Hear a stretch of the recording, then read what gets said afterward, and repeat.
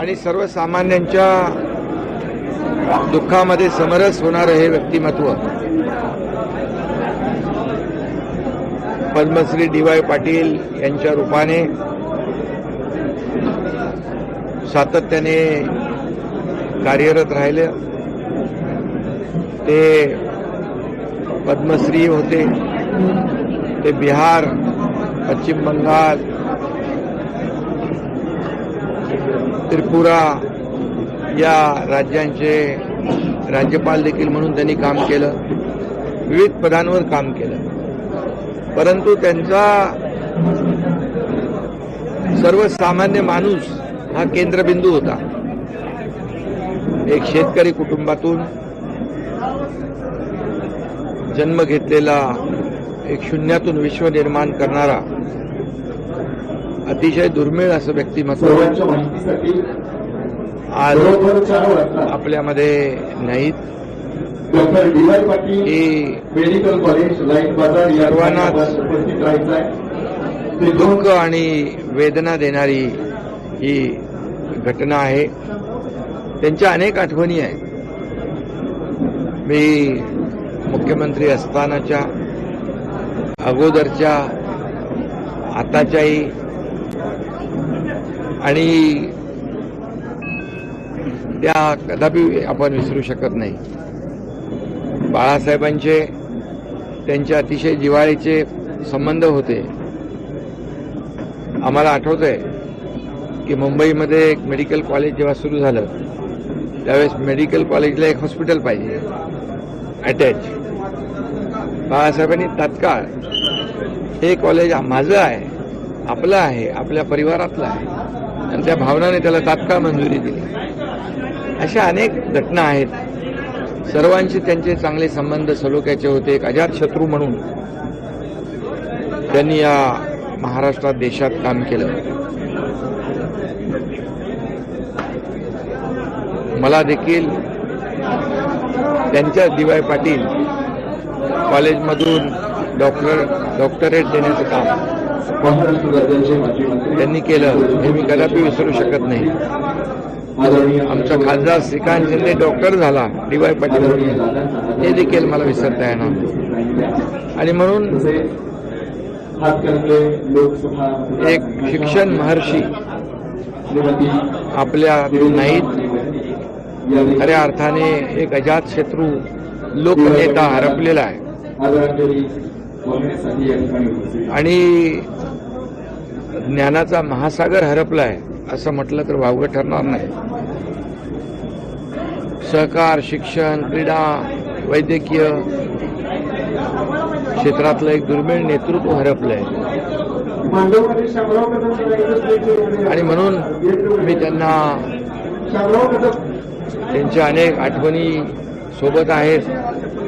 चर्चा करताना देखील त्यांची मुलं, त्यांचा परिवार याच्याशी चर्चा करता अनेक या काही आठवणी, भावना त्या ठिकाणी व्यक्त झाल्या. आणि म्हणून सर्वांना, सर्वसामान्य माणसाला मदत करणारा हा असा मोठा नेता, त्याची प्रचिती जी आहे आज आपण त्यांच्या कामाची आणि कर्तृत्वाची आणि प्रेमाची पोचपावती कालपासून हे अंतिम दर्शनासाठी येणाऱ्या लाखो लोकांच्या उपस्थितीवरून आपण पाहतोय. आणि म्हणून अशी माणसं दुर्मिळ असतात. आपली न भरून येणारी पोकळी त्यांच्या जाण्याने निर्माण झालेली आहे. त्यांचं नेहमी एक वाक्य मला आठवतं, स्वप्न पाहताना मोठी स्वप्न पहा, परंतु स्वतःच्या फायद्यासाठी नाही तर सर्वसामान्य लोकांच्या जनतेसाठी, फायद्यासाठी. हे वाक्य त्यांचं फार काही, बरंच काही बोलून जातं. आणि म्हणून अशी माणसं फार कमी जन्माला येतात.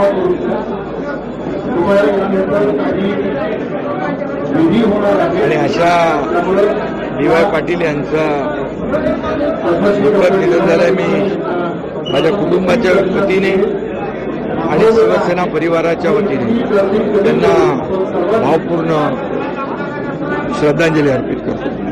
ओम शांति।